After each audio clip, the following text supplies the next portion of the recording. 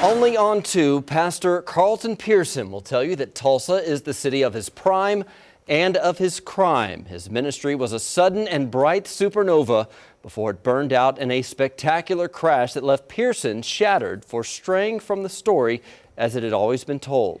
But with the release of a new movie that documents his fall, Pearson tells 2 Works 2 anchor Scott Thompson he's never felt healthier, happier, or holier, with a powerful second chance at finding a new kind of spirituality. Things that I feel like God has called me to do is bridge gaps, not only between cultures and nations and denominations and people, but generations. 20 years ago, Carlton Pearson was a bright and shining shooting star, arcing across the sky of Pentecostal preaching. You know what I'm talking about. A suave, sparkling skyrocket of a man who mesmerized Tulsa's powerful evangelical community. Rises up inside of you. I lived that way. I had mastered the craft of it. And a close friend of your parents. A protege of Oral Roberts, a graduate of his university, he ministered to 5,000 followers every Sunday at his Southside Higher Dimensions Church, and with his Azusa conferences to standing room crowds at the Mabee Center and the Downtown Convention Center. I knew what to say over the pulpit. I knew what words they needed to hear. Thank you, Thank you for coming. He was a regular guest on global Christian television, and because of his serious polish, he began appearing on mainstream TV, whose bookers saw him as a legitimate voice rather than a sideshow curiosity. He was named a regent of the ORU Board of Directors, counselor to presidents, part of the National Healing after the Murrah Building bombing in 1995.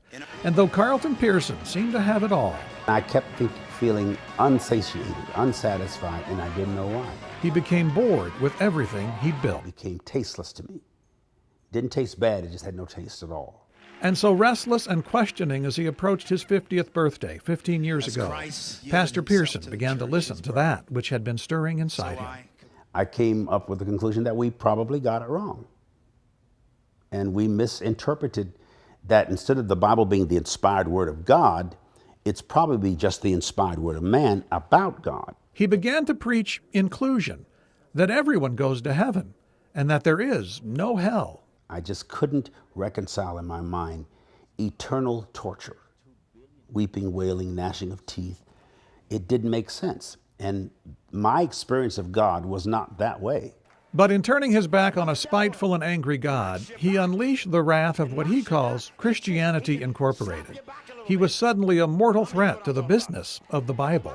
And so when something happens that threatens the community, or the doctrine, or the dogma, or the tradition, or the cult belief, everybody gets defensive. His fall was to be quick and complete.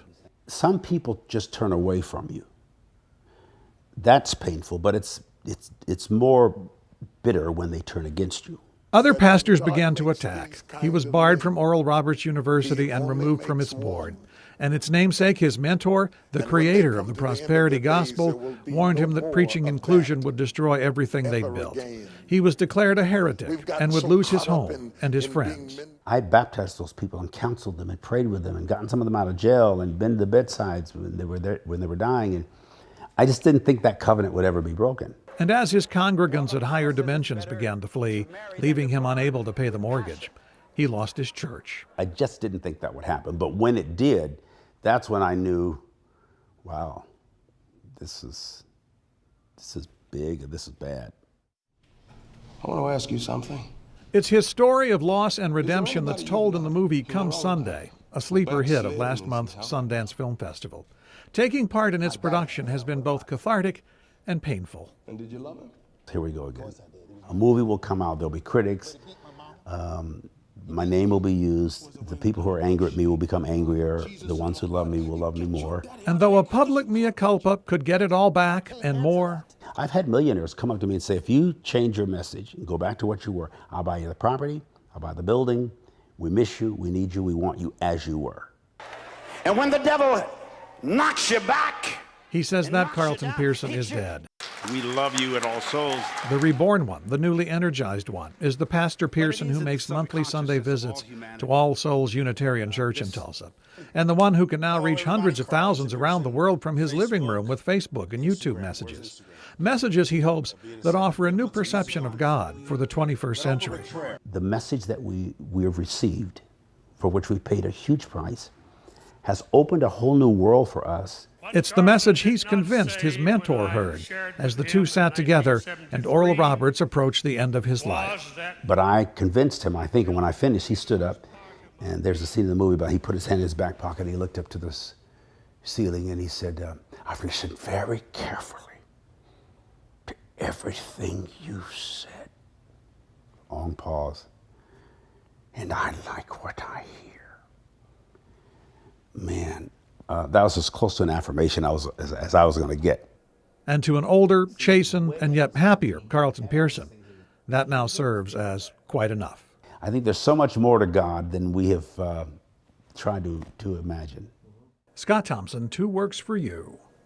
It is a fascinating story. Come Sunday, we'll have a limited theatrical release, and then you can see it on Netflix April 13th.